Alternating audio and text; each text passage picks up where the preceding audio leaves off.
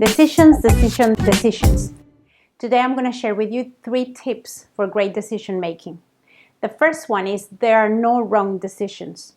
Doesn't matter what we choose, there's always going to be positive and negative things. But the important thing is to make a choice.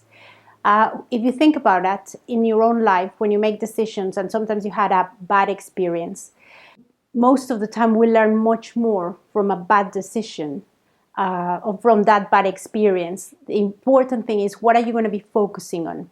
If you're going to be focusing in the learning process, why is this happening to me?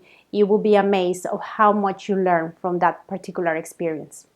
Now, tip number 2, pros and cons.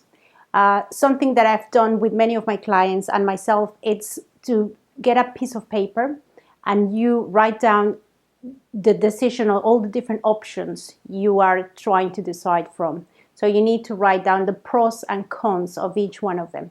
Many times when things are in our head, it's messed up.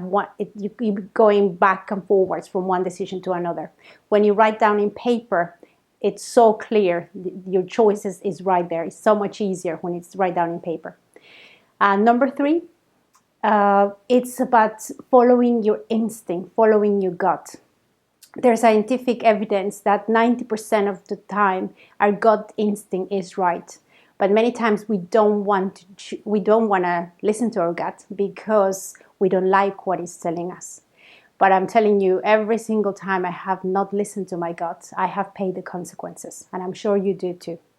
So just to recap, the 3 top tips to make decisions is there are no wrong decisions.